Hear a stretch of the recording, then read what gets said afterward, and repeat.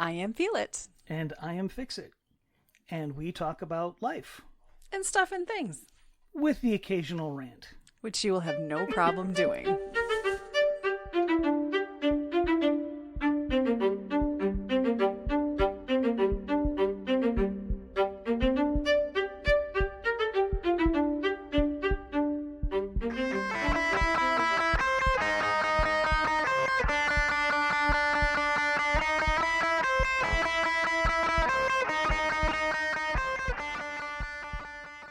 Hello. Good morning, good afternoon, good evening, good night. Wherever it is, wherever you are, I hope you're having a good one. Mm-hmm. Yes. Yes, that's just yes. Yes, Oh, okay. I agree. Agreed, yes, yeah. Oh, man. It's probably like the most chipper I ever see you. Yeah. I can fake it. I can always fake it. Gosh. It's So, not always fake. I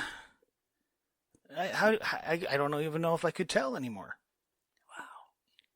Well, It's just is. it's fair. But we really do greet you. People, listeners. Oh, we really yes. do greet you. Yes, of course. That's not fake. No, not at all. Sometimes the chipperness. It's just that weird voice Yeah. thing that Yeah. you're doing. It's fun. And we are looking at another January day, but It you know is. that's not uncommon. It's actually fairly bright out. No real It's snow. not, They're it's not the sun. No, but it's bright out. I mean, It's it's not just, direct yeah. sunlight. It is diffuse sunlight, but it is bright out. It kind of sucked on the drive home. A little bit of glare. Talking snow later today, which is, Oh, yeah. it'll be pretty. Yep. Getting on the lakeshore, as Yeah. usual. Still one of those, I think snow is pretty, as long as I'm not shoveling it. It does make driving more interesting. It does. Yeah, It but does. so be it. It is where we live. And so we're not on fire, so there's We that. are not. We are not on Thank fire. God. That's a good thing. Yes. Yeah. Michigan does have wildfires from time to time. From time to time. Had a few in my lifetime I could tell you about. Yes. I'm sure there's others in history, Oh yeah. but we are Yes. not, and we are in a very populated area, but I could not imagine if we were having the caliber of fires No. that California is having right now. No, LA County, I believe. Yeah, they're getting just. Yeah, they're getting Disturbing. fried. The footage is disturbing. Yeah, and in a number of locations, so it's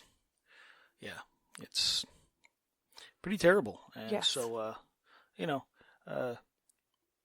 We are. politically, the leadership of California, I don't agree with on a lot of stuff, but people losing their homes, yeah, And, it's like, and I think there's only a few people passed, but no confirmed cause. So yeah.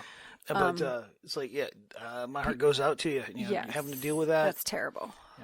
Absolutely terrible. It's terrible. It sucks. Put politics aside for that kind of stuff. People in need, people are hurting, people are in trouble. Like, there's no place for politics in that. Yes. There's agreed. nothing we can do to help, but our thoughts and prayers are with you, and And who knows? Yeah. some people would say that Michigan's not the most spectacular place to live for its political views, and I'm not going to disagree with However, climate-wise, climate. Oh yeah. we do not have anywhere near the catastrophes. No, which is again one of the reasons why I came back here. It's like we get snow and sometimes we get dumped on. Okay, but sure. we don't get like Random. Denver, Colorado, or what was it? Pittsburgh a few years back. Buffalo. It was Buffalo. Buffalo. Got, just better than absolutely 10 feet disgusting. of snow. It was it's like we got a foot of snow. Oh, Now, does the Upper Peninsula get hammered usually much Yes, heavier? yes. Yes, but but we don't live there. We don't get we occasionally have the tornadoes, but we don't get constant tornadoes. no. We get there's the occasional wildfire, but it's an oddity. It's a rarity. We get like straight line winds. An occasion, you yep. know, we don't get earthquakes. We don't have really. It's No? like we don't really have anything in the way of like poisonous snakes or insects. we do have a lot of wildlife. We don't even have a lot of dangerous. We want to talk about the ticks. Yeah, but those we are won't everywhere. talk about the ticks. Those are everywhere now. I mean, it's Ticks. yeah. So Michigan's got a good blend. It gets a little bit of all of the crap that everybody else gets, but everybody else gets a lot of it in concentration. And it's I like Michigan. it's beautiful. The water is beautiful. Now living on it in the winter, like today, would be a little less than fun. yikes. But yeah, Yikes. yeah. But yes, overall, I'm with you on that. Yep. I've been to other places, and it's nice to visit. This is still home. It is. I agree. As much as our Tennessee friends want us to go. Well, and I'm all for visiting. Yes, visiting. They have their own odd climate stuff depending on where you live. So there's that. There's other stuff too, but it's like it's the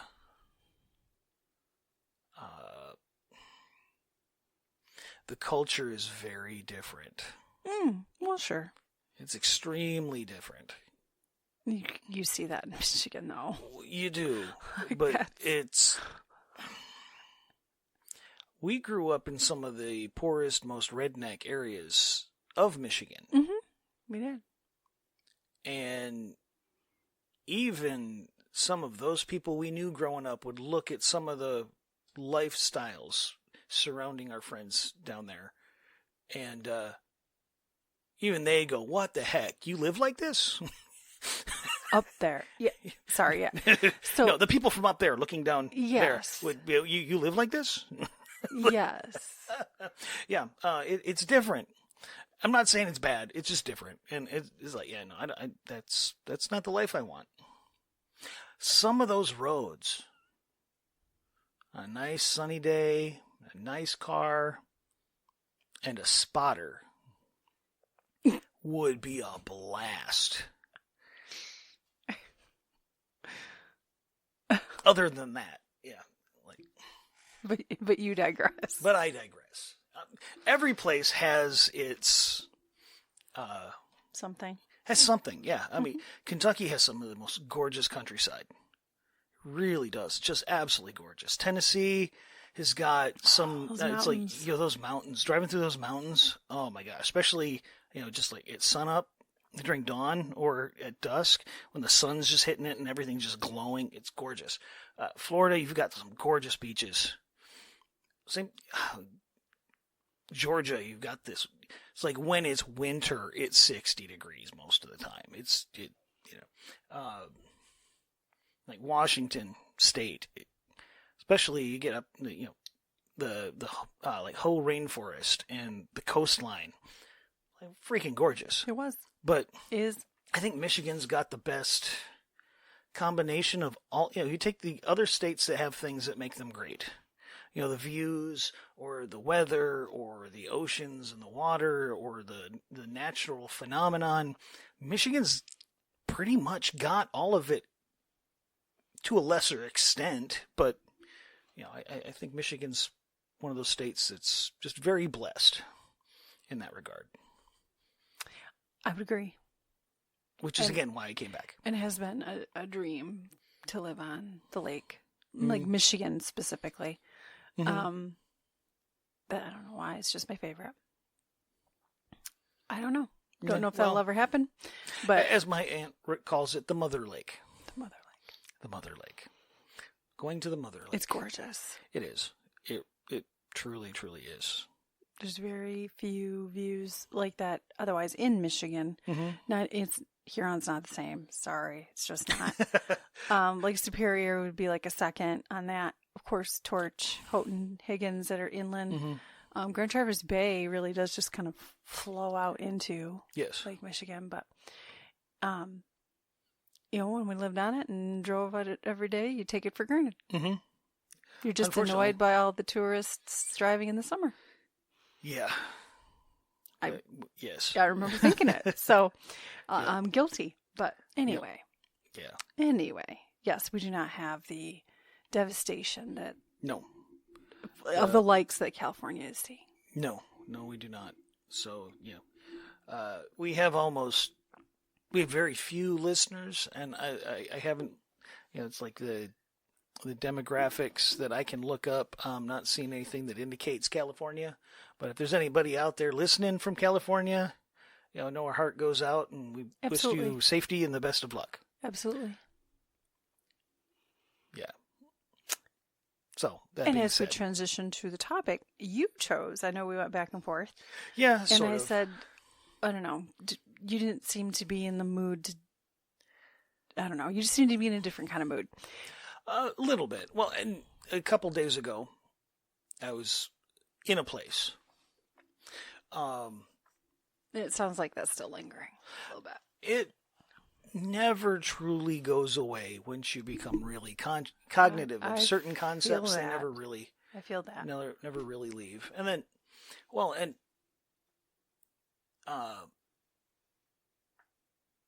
as we've talked about recently, you had an aunt pass. It was ALS, as I recall. Yes. Okay. That was in October. Yes. And then you had your uncle passed more recently. Which was just 2 weeks after, I believe. Yes. And The funeral was slightly delayed. yes. And your aunt, the husband of, or the wife of the man that died, it was her sister that died. Yes. So she lost. With my mother's sisters. Yes. And, you go down the list, like your mom passed, you lost a different uncle that was their sibling, your parents, your grandparents, all of them. Over the years. I mean, not recently. This but was over the years. 2000, July, or is he passed in June, and late June, early July, 2000, let me get this right, 14. It was my mother's older brother and older brother. Something like that, yeah. And then their mother passed Labor Day weekend that year. So she actually did live to see a child die. Yep. And then my mother would have been April 2015. My uncle, one of my mother's younger brothers. She was number 4 of 8, 4 boys, 4 girls. He was, I want to say April 2021. It was during COVID, but it was not from COVID. He had a stroke, but unfortunately was alone when he passed because of all of the restrictions. And left, his wife passed before him, within the year before him. Or no, I'm sorry. I think it was a few years before. Anyway. Okay, yeah. And then my aunt from ALS, which was one of the most significant long-term illnesses where family watched her deteriorate. Just degrade. That was October of just this last year, 2024. And then my aunt's husband would have been October 30th. So she was October 11th, and he was October 30th. Yep. So, when she listed that in the message that you're referring to. Yes. The loss of. Well, and so a few days ago, this aunt posted a message on Facebook, kind of referring to that and kind of questioning why. What do I have to keep going for? I mean, and to be fair, 58 years married and 60 plus years together. They had a lifetime. So it'd be, so in a lot of ways easier to lose a limb. So it's like, yeah, you know what? I can feel where she's coming from. I haven't experienced that, but so I left a very heartfelt response to that, and reminded me of something I heard a while ago, and it's more real, I guess, in some ways. Partially, I guess, partially because of that, partially because I'm not getting any younger, and you're not getting any younger, and but I don't remember where I heard it, where I read it, who said it, no clue. But it's the idea that every story ends in tragedy. I think that when I heard it, it was originally every love story ends in tragedy. It's always the final chapter. And, I mean, you can... like, and it ain't all like The Notebook. No. And... which is that's a movie. Wow. It does completely fall in line with what It does. Ryan has experienced. Yeah, I don't think she ever got that moment at the end where he remembered. No. So. No. So my head's been kind of lingering in that space. That, it's like if you never, when you're young, everybody, almost everybody anyway, when they're young, they're kind of, guys are 10 foot tall and bulletproof, and young ladies will be beautiful forever. And that's when you're as youthful and energetic as you possibly can be, and that's when for the most part, people's, those lifetime relationships, that's when they're formed. They're forged in those early times. And at no point are you thinking, 60 years from now, they're dead. 70 years from now, they're going to die. That's not even part of the equation.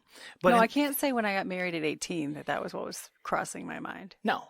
But the reality of it is, yep. That is the truth. It's like every story ends in tragedy. Now, and that doesn't mean.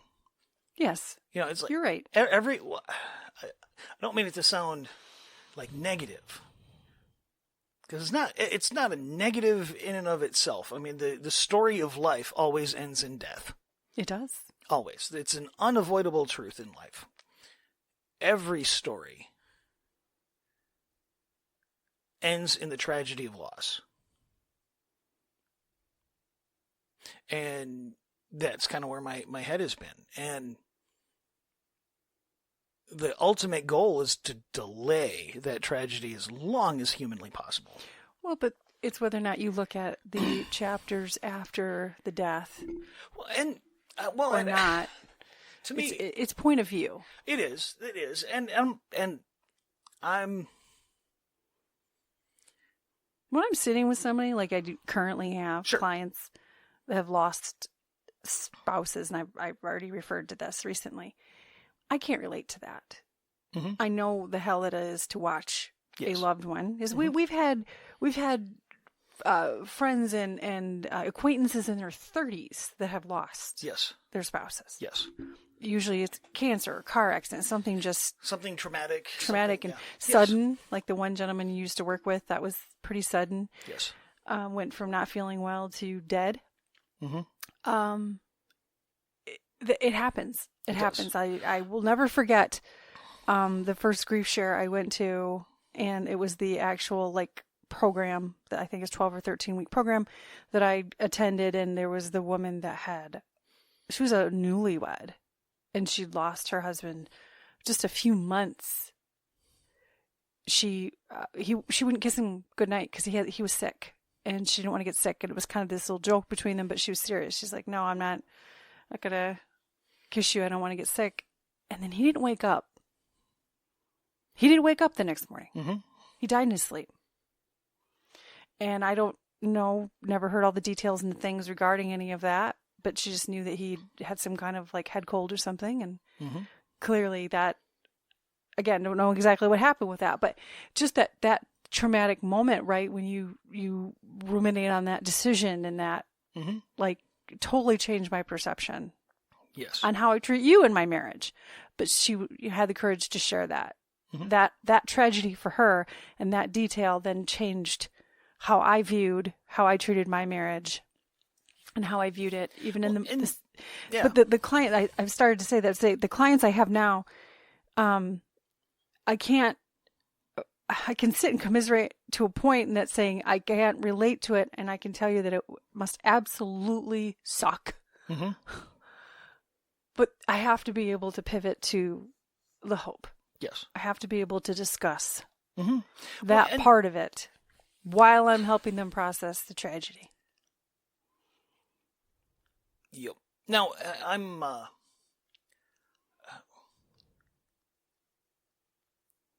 there's a line in the last season of Yellowstone where Dad is counseling his son, basically, and he told him, you can remember how he died, or you can remember how he lived. You don't have room in your head for both. And there's some truth to that, and I think the depth grief. Yes, grief is such a grief beast. does it's not crazy stuff, but and you can still choose what you. She don't play fair. No, not at all. But to me, part of that meant that it's going to end in tragedy. And I've told people, it's like, you know what, life is hard. Bad things are going to happen in your life. Illnesses are going to happen. Financial problems are going to happen. Weather's going to happen. Kids are going to happen. All of this stuff, it happens. All of these things that can just derail your whole life. And they're going to come whether you're single or if you're a couple, if you have friends, if you don't have friends, it's going to come regardless. The idea is to have somebody alongside of you so you're not going through it alone. Because the things that are traumatic, that are tragic for you might be an inconvenience for them, and they can help carry you down that path until you get to the other side. So that when you get to the point where the tragedy that happens to them, which is an inconvenience to you, you can do the same for them, where you back each other up. Like death in the family. It's like you're like your uncle. I can't say I'm super close with the man. I wasn't. Got along with him just fine. Had good conversations with him. Nice guy. I'm not saying his death didn't affect me, but it affected me differently. For me, that it was a constant individual. Exactly. For my whole life. And again, not saying and through some tough times. Yeah. Oh yeah, definitely. And he was always there. I think he had a relationship and respect for my dad, even if it wasn't like a closeness, yeah. But he wasn't close to anybody. Yeah. That's just not how he was. No. But he did go out of his way. When stuff went down and you needed him, he was there. He was one of those kind of guys. Yes. And again, it's like, I'm not saying that his death didn't affect me, because it did, and it does. Miss the guy. He was. Well, we went to visit. He was a character. We went to visit after Christmas. Yes. And was it strange? Yes. Yes. Most definitely. But for you, it was different than it was for me. Yes. But neither one of us had to go through it alone. That is correct. And then in the process of living our lives and going from, you got the good things, the good times and the bad times and all of this, you create these experiences. And, we were kind of talking about the water and whatnot, and we're walking along, we walked down Cannon Beach during a wind event, which means really big wind and really crazy waves. We watch waves crash over rocks on Ruby Beach. We've walked through this sections of this Pacific Northwest rainforest and Crater Lake and the gorge, and we've taking our kids to silly places and watch dumb movies and watch dumb TV shows on the couch. Has it been like the world traveling that some people have been able to do? No. But we have our memories. Yes, we do. We've done things together. We've experienced things together. We've had good times together, and we've also fought through hard times together and many different issues of businesses and houses and family and friends, and there were legal issues, not ours, but legal issues, and all of this, and a lot of familial stuff, because families are complicated. And now, in that same kind of context, that it all ends in tragedy.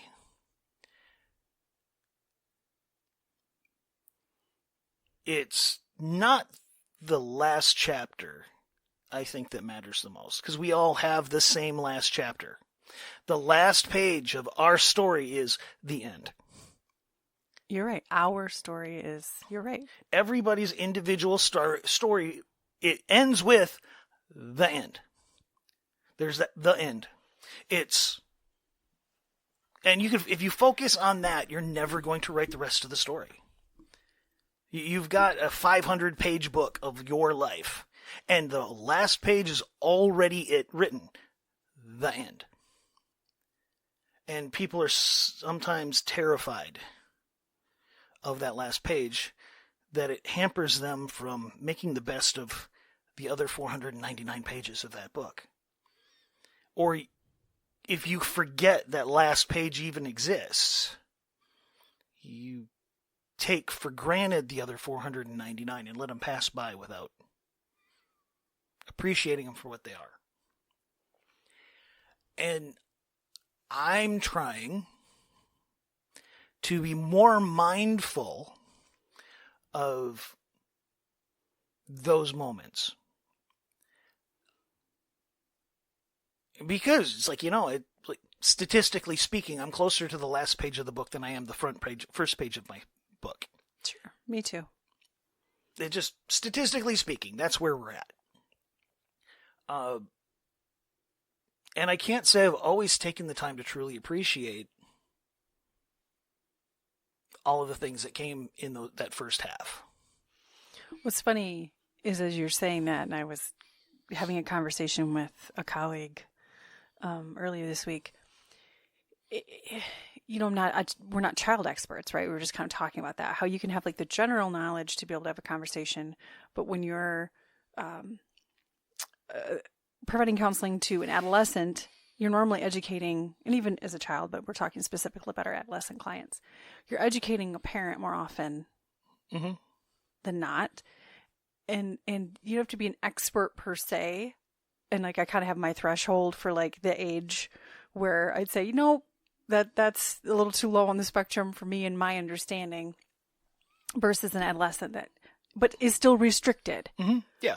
So when you really think about where you are in life, where I am in life, like I would say at least the first 20 years, all the neurons aren't firing, right?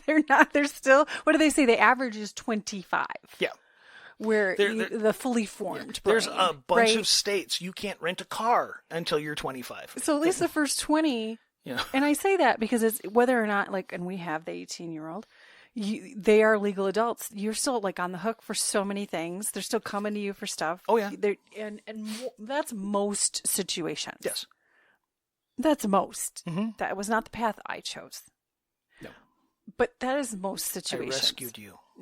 That's a whole nother episode. But it's the mindset is different. So it's sad when you think about, you say you're closer to the end than you were at the beginning, but like in the first 20 years, okay, you even went into the military at 17. So again, that's a whole nother episode. You're not even capable of processing all the things. You're just not. The brain isn't wired for it. Hence, they allow enlistment as young as they are. And again, that's a whole nother topic. You got to get them when they're young and a little bit crazy. And the malleableness, right? there's- That's well- why they say higher education is perfectly fine. You jump from high school into college because, well, you're just in learning mode, and Yep. well, you're the most moldable. That's Yes. why, because you can be Yeah, molded into the well, thing. And again, those are well, so yeah. many other topics that can and spring if off of that. You give the same offer. We'll give you a little bit of knowledge that you can get free from the library for the simple, and at the end you'll get a piece of paper with your name on it for the price of the average 3-bedroom house. And we're just jumping into other things. I'm not arguing It's like with you gotta you, get. but I'm not I arguing- hear it's you. not- I it's just like that's how you get billions of dollars in student loan debt. You talk to a 17-year-old into doing that process. But I say all that to say that your first 20-ish years, Mhm. you're not even capable No. of making all the decisions and Mhm. living life. You're living life as the adolescent, right? Sure. The carefree. The Nothing's ever carefree- going to happen to yeah. me. I don't have to worry Yeah. about anything. And as we're Yeah. watching our 18-year-old kind of spin her wheels a little bit at the idea of having to start making college decisions. Yes. Um, Well, specifically because she has the goal of a profession that requires it. yes. That is I'm true. I am very pro education. I'm just not always pro college. Those are two separate things. And that's a discussion we've had with her. Yes. As to And say that's that the it's path not she wants to go down. I'm all for it. Let's make this happen.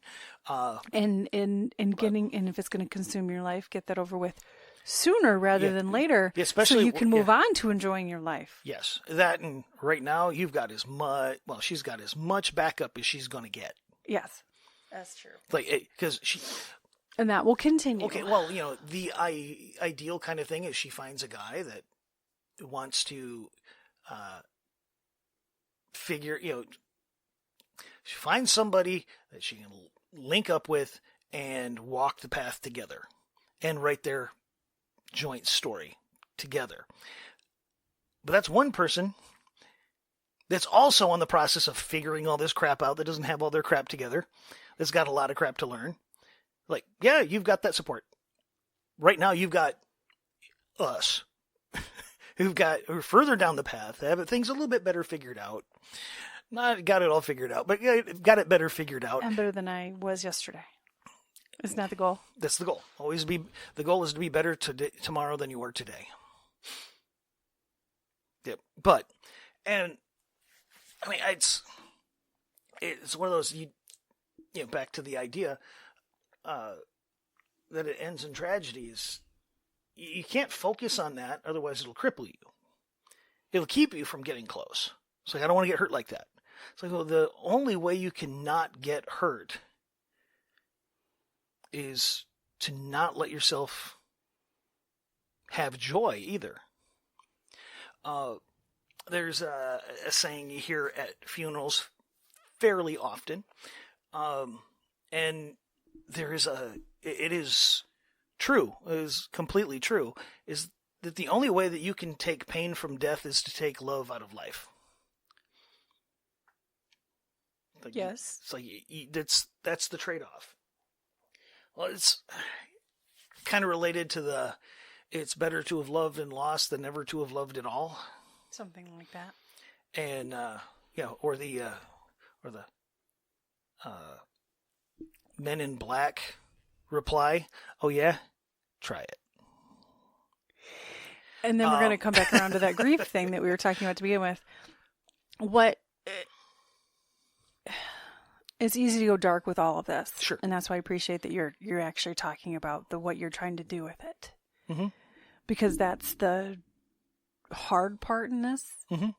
Is this I'm her niece. So I'm not a therapist when I walk into her house. No. It'd be easy to be. Yeah, but that's not what she needs. It's not what she needs. Not well. She was going to start seeing one. Let me rephrase that. That's not what she needs from you. It's not what she needs from me. Yep. And we discussed support groups. Alzheimer's support groups are Yes. amazing. I talked at one. Well, it's in that situation. You need, if you're alone, especially when for 60 years she was With somebody. and now that person is gone, and that not like absent, gone. she needs to fill some of that time It's a very with somebody, with not necessarily not somebody's the wrong word, with individuals who can help her walk the path to being alone. and that's what all I could do is to encourage that. And she's doing that, and that's its own process. Yeah, there's all kinds of different like Reddit threads and stuff like all kinds of online things, conversations, and one of them, and I have to paraphrase it because I don't remember the whole thing. It was pretty in depth, and it was like, nobody tells you what you're supposed to do with yourself when you find your soulmate and then lose them. There is no book for that. And then somebody would say, "Oh, there's the Bible." How about you save that comment? Yeah, Because not people in that everybody's place, going to be at the best place to hear that. people in that place, that's not going to be helpful. They're some of the most faith-filled people I've ever met in my life that still needed a moment to not just hear Jesus is your everything. It's not that you don't know it. Yeah. And I am a woman of faith. It's not that you don't know it. It's that it's not the best thing to say to the person in the moment. There's a time and place. And the earthly pain we must feel. Well, it's Kelly, somebody is drowning in the water and you go, well, there's no water on the land. That's not helpful in the moment. You need to get them out of the water and get them to the land. buoy's orange. You know, it's like, yes, you're right. Over there, everything's great. Right here, right now, I'm not great. And it's okay for it to not be great. And it's perfectly normal to not be great. This morning we heard on the local news, Starlight Ministries is an organization, it's a Christian organization for its grief support. Okay. 4-year-old and up. I mean, that's kind of, again, I'm not a child specialist, but that's where you can start to actually be able to see and provide therapy. Yeah, well, a small child will know something's wrong. They'll act out. Kids are, they might not, because they can't process it, cognitively, because they're all instinct when they're little. They just know something's wrong. When I was trying to find something else to talk about other than this, there was a recording of a 3-year-old and their mother, and the mom was trying to explain that daddy's not coming back. And you could hear the little girl, I mean, they just buried him. Why on earth would you have this? Would you see this on Instagram or something? Yeah. Like, why would you do that? And it was just an audio recording. Oh my gosh. And I would imagine because, I don't know, maybe they were doing something cute and the kid asked a question. I don't know. That's not cute.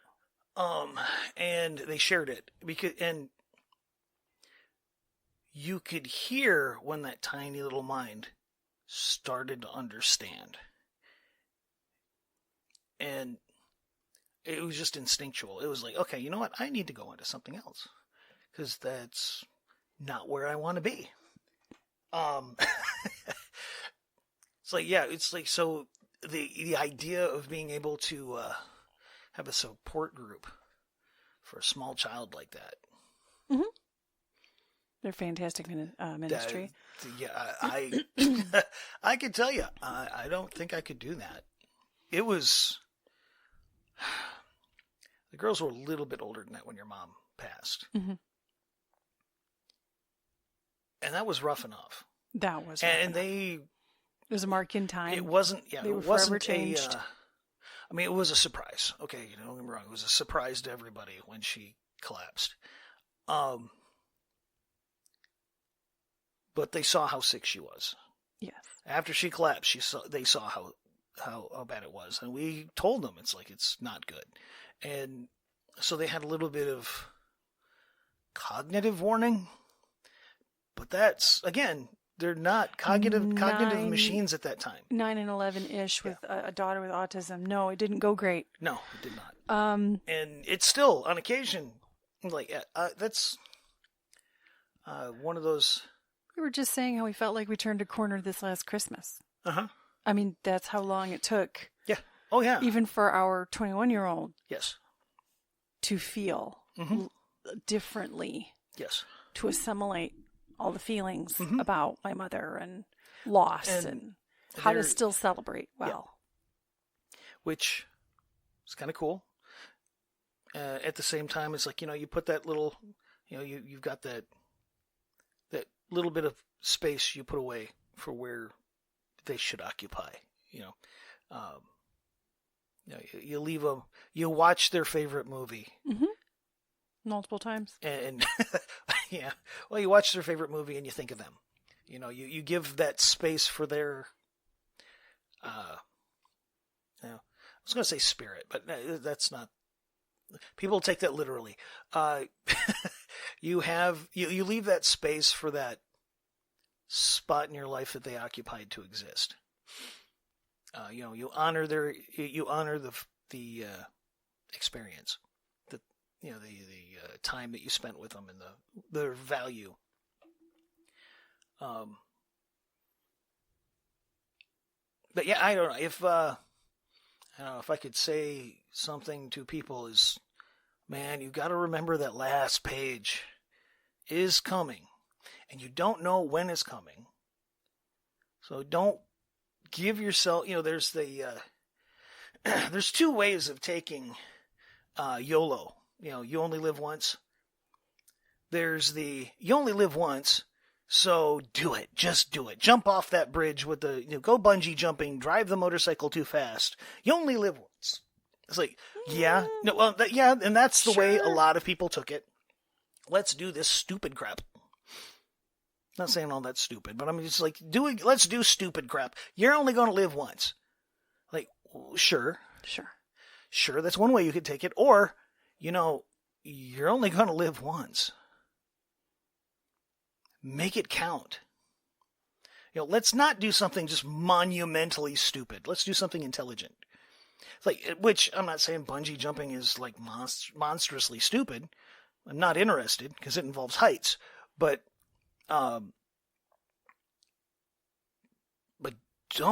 you're only going to live once. Don't let moments not have some significance. I'm not saying don't do silly stuff. I'm not saying don't be dumb. Don't have a lazy day. I'm not saying that. But I'm saying when you have those moments, try and appreciate them while they're happening. Absolutely. It's like somebody having kids. Everybody, I guarantee everybody that's ever said, "Hey, we're having a baby," and what advice do you got? They have heard it one way or the other in some fashion. It goes by fast. Try and enjoy it. That's truth. And it is the absolute God's honest truth. But you're so busy that you don't always take the time you really don't cognitively take the time to enjoy that little moment. Which is thank God for digital cameras nowadays. You snap 1 million photos a freaking day. Problem is you never see them again.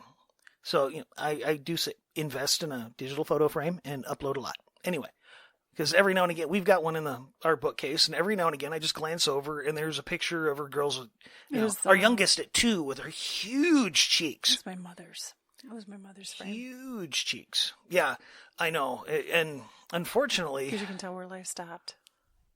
Well, I've added some stuff after that, but that digital photo frame has pictures on it. I haven't been able to... We ended up with... your mom's laptops and stuff like that. Yeah. And I've gone through every picture in every single one of those hard drives. And there are pictures on that photo frame that I can't find anywhere. We've talked about that. And there's no way of getting those pictures out of that photo frame. We have to pay somebody. If it dies, we're going to have to pay somebody to... I couldn't even find it. I couldn't even find anybody that... Because it's the internal memory. It's not even enough... it's not even on the SD card. You can upload photos to it, and you can read off of a thumb drive, but some of those pictures that are in there, I can't find the originals, so I have no idea where they went. But anyway, that's that's another little rabbit trail conversation. Technology is fun, but get some of those photo frames. Load them up with pictures of your kids when they're tiny. Because, man, some of those moments, they kind of disappear into the background. And then you see that little picture of your munchkin with a freaking beach pail on their head on the kitchen floor with that big old toothless smile, huge cheeks. And you just, you get that moment back. For a split second, you get that moment back. It's put up pictures of your friends and your family and your childhood pets, and when you have those moments where you go, oh, I remember that, take a second and really remember that. And when you're hanging out with your friends and, going out to see a movie, going out to eat, going to go play pool or bowling or whatever the heck it is, going to a friend's house and just hanging out and watching the game or whatever it is, try and take a second to remind yourself that this is one of those moments that you don't want to take for granted. That's right. Because you don't know when they're going to be. You don't know when you're going to hit the last page of your story, but you also don't know when they're going to hit the last page of theirs. That's unfortunately true. My manager at work left early yesterday because he had a funeral to go to. And I was like, oh, sorry. I'm like, he mentioned that. I was like, sorry to hear that. It's like, it's like, if you don't mind me asking, it's like, who died? And it was a 15-year-old kid in his son's Boy Scout troop. Died in a car accident. He said a freak car accident. He didn't get into any details. And you don't know. Like, nobody was gonna, that morning that kid died, nobody in that whole freaking house, in his family, his friends, nobody thought today's his last, he's going to flip to the last page. That's right. So you don't know. I was like, you don't want to leave, there's, like that lady that you were talking about at Grief Share. Yes. She will spend the rest of her life knowing the last thing her husband heard from her is, I don't want to kiss you. I don't want to get sick. I mean, I guess they made a little joke out of it, but yeah, basically that was true. I mean, real. I guarantee she might joke about it, but she feels. But that was, even if you try to make light of it in the moment, with your last moments, you don't know that's going to be your last moments. You never know. She did not know that was her last moment. In so many ways, you just don't know. Somebody else. Every moment could be that last moment. Somebody else, and this was the holiday grief share that I had participated in prior to the program. Day on the beach, family. Mm-hmm. Husband went in to get somebody else's child, and he didn't survive. Mm-hmm. He went under. Yep. Saved the child. And those are the things that happen, right? Yeah. Oh, yeah. Just that nice family day on the beach, and his family is now watching him die. Mm-hmm. Because I guess they did have older kids, like teenage kids. See, there was, but they were all at that beach together. That day. You don't know. No, you don't know. You don't know. And those are the things that stuck in my mind in that way, based on what you're saying. But just that do shift your perspective. Definitely. Well, and my friend, my old coworker and friend, that died last year, year ago, whatever. Yeah, just about a year and a half ago. He didn't talk about it much. It only came up a little bit. But he carried around a lifetime's worth of guilt. He had a fiance that died in a car accident. Kind of derailed a good chunk of his life. Probably derailed all of it, to be honest with you. But that morning, before she left his house, they had a fight. And he blamed himself. If she was upset, if she was distracted while she was driving, that's why the accident happened. And he doesn't know. I mean, you don't know. It could have been a deer. You don't know. But to him, the fight that he had with her that morning was the domino that started the whole thing. And in the end, that guilt killed him. He effectively tried to bury that pain with alcohol, and eventually they took him out. It took almost 30 years. But that's what took him out. Now, I'm sorry. Anytime I think about him, I get a little choked up.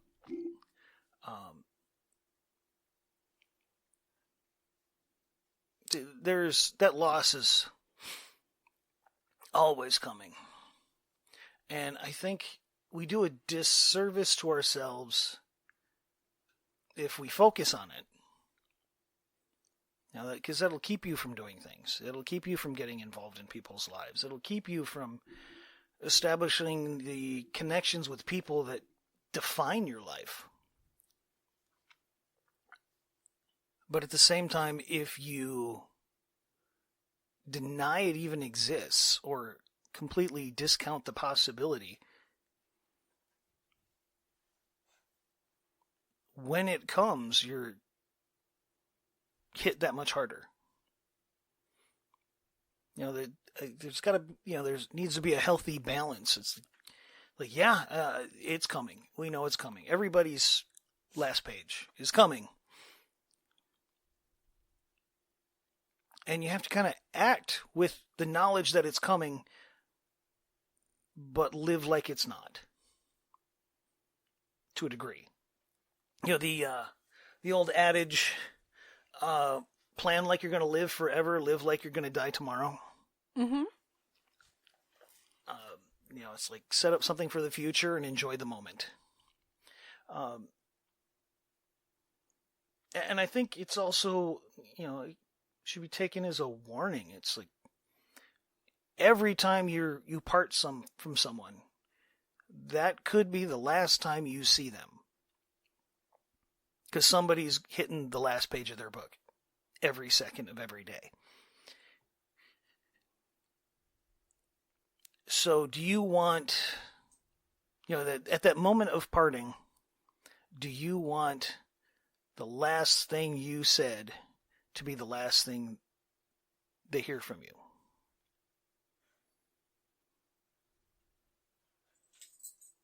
Sometimes that answer is yes, to be fair. That's fair. Say that's a healthy mindset. It's a healthy mindset. Depends on the person. And you put it in those kind of contexts, some of the things that people are so angry about, especially right now, the current political climate, people are, it's like, you voted for this person, I don't want you in my home. It's like, you're my sister, you're my brother, you're my aunt, you're my uncle, you're my dad, cousin, whatever. It's like, we're family. You want to no longer be family because you disagree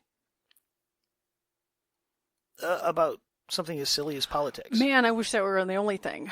Yeah, but I mean, it in the grand scheme of things, I'm not saying things like that aren't important, but things that are important should be talked about with people that you disagree with. It's like if you truly believe that an apple is poison or has been poisoned, if you truly believe that, then the thing you do for a person you care about, or anybody that you see is about to take a bite out of that apple, is to, hey, that's a bad idea. Well, no, it's an apple. Apples are good for you. It's like, no, that apple is not good for you. Don't eat that apple. It's like, no, it's like, well, no, I believe that apple's good for me. You're not allowed in my house anymore. Like, that's like, really, it's like, that's how silly some of it is. Like, Yes. no, they could both be right. And they're living, that person can think that living apple's and bad. dying on those hills. Yeah, you're living and dying on anthills. Yeah, well, that's fair too. In a lot of cases, it's anthills. It's like, sand. I'm sorry. Well, like, especially when it comes to politics, the government was built for gridlock. Okay, be careful. Yeah, Come back. No, well, I mean, it's like, there are things worth dying on a hill for. There are things that are worth standing on top of a hill, digging your heels in and going, I'm not moving, you move. There are those things. But there are very, very few things. And if you're digging your heels and fighting like this is, the world is going to collapse if I fall off this hill. If you're fighting like that over something that's effectively, it's an ant screaming at the sun. It's like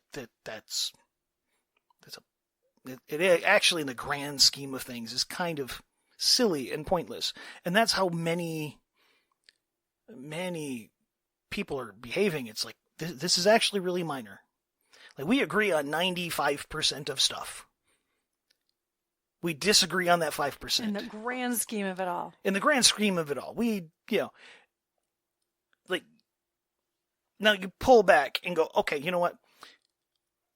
At some point, we're going to hit our last page. If tomorrow is, I flip it's like, I go to sleep, I wake up, flip the page, it's my last day. Was what you feel when I'm gone, the guilt, the loneliness, the sorrow, the grief, the pain, all of that, was that thing that you were fighting about really that important in that context? Now, like I've said before, my aunt and I, we disagree politically on basically everything. So much. But at the same time, we agree in what we believe the end goal should be. In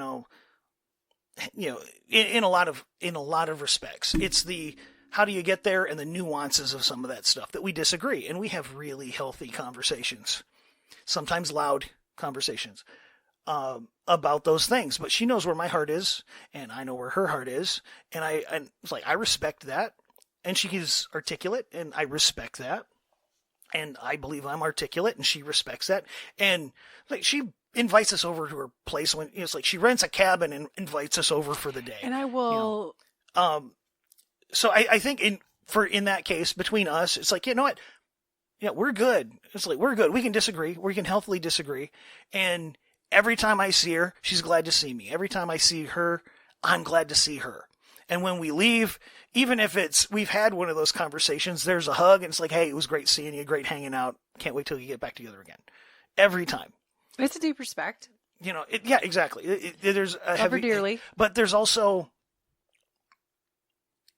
she lost my uncle. He died too young, and he was a great guy. He was a phenomenal man.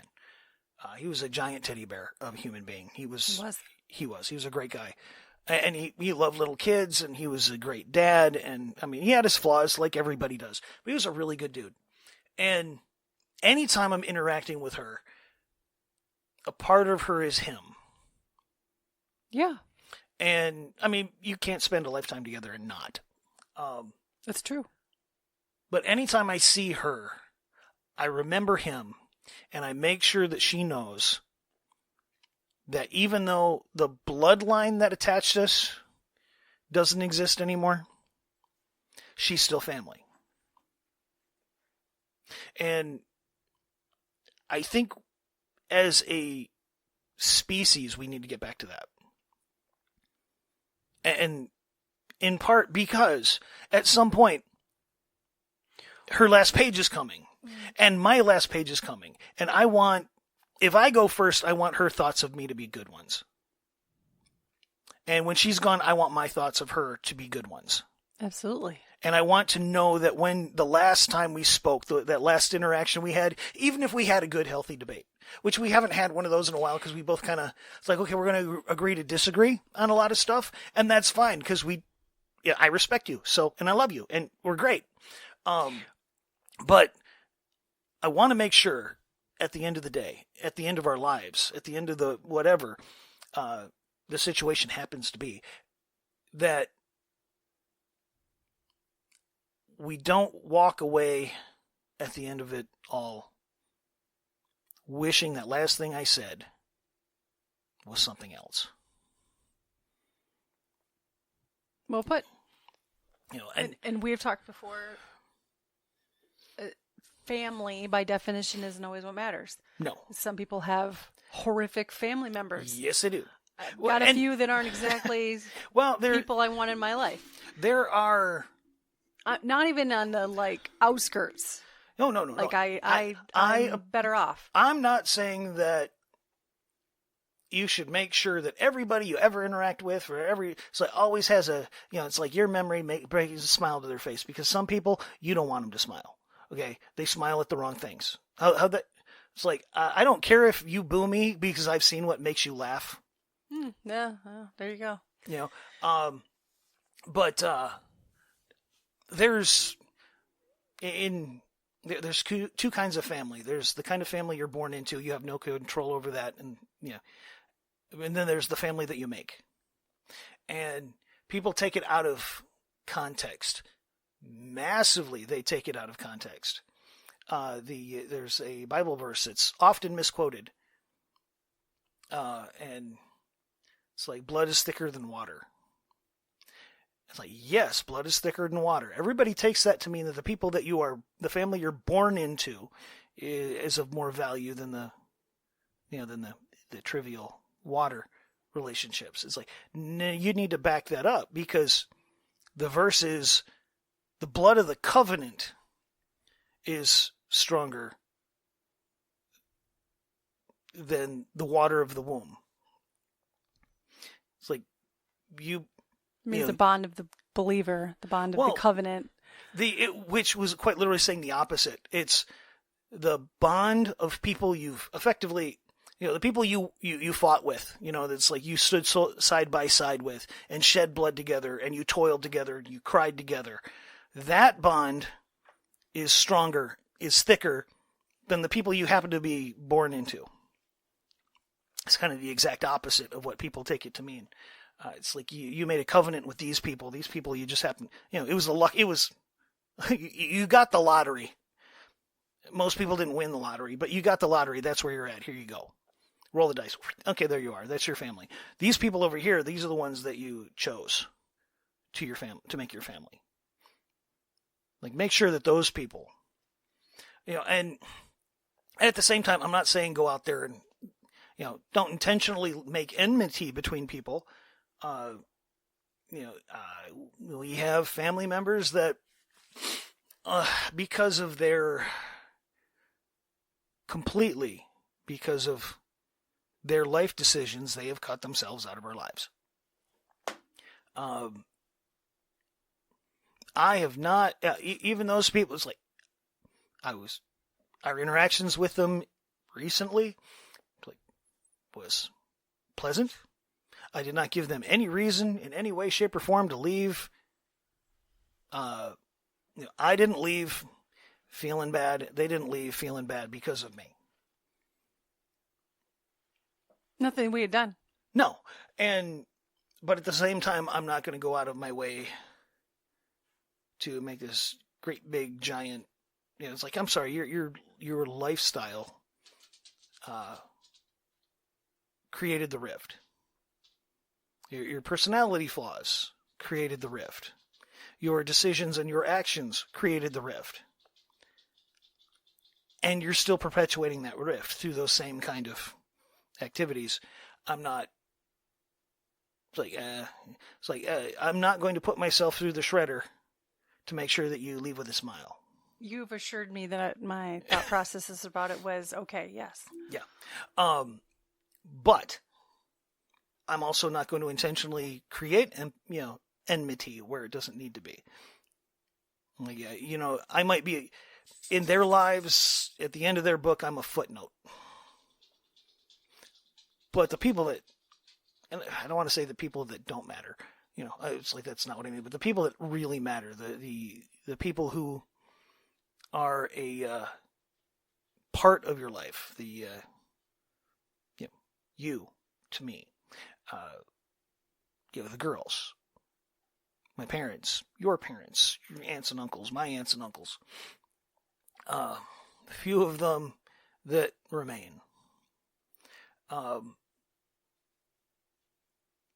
Those people whose lives interconnect and interact and have an actual effect to ensure that every page that you end in their lives is as good as it can be. Because you don't know what's going to happen on that next page. It's true. Like, yeah, you can have disagreements. Like my aunt. We can disagree. So you and I, we can disagree on stuff. The girls. And we do. And we figure it out pretty easy. Pretty quickly. Most of the time. Most part. Anyway. Or one of us just goes, whatever, have at it. Like, I don't care enough about this to actually fight about it. I don't care. Okay, that's what you want to do? Let's do it. Anyway,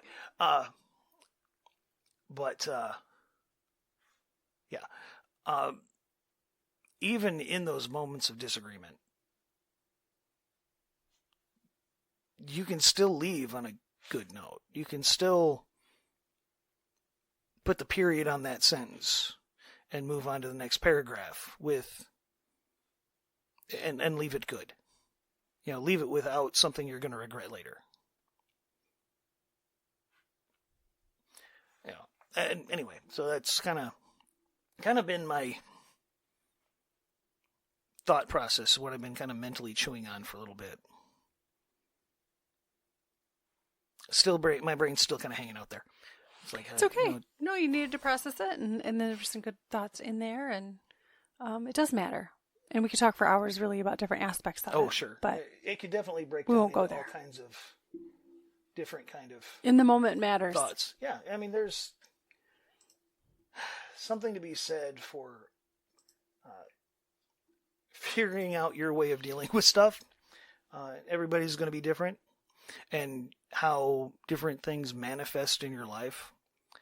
Well, it had meaning in how it changed your perception, not only in the moment, but then here we are a few days later talking about it differently. So, well, and sometimes there are lessons that people have to teach that they have no way of delivering the lesson.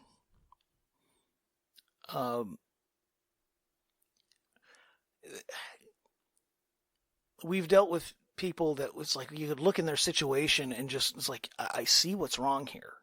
I know what's wrong. I know kind of how to help. But they have to have the door open to you in order to walk into their lives and help affect those kind of lessons. If their door's closed to you, you can't. And this platform, in a manner of speaking, is somebody else, whoever you are, listener, you are in effect opening the door and allowing us to speak into your life.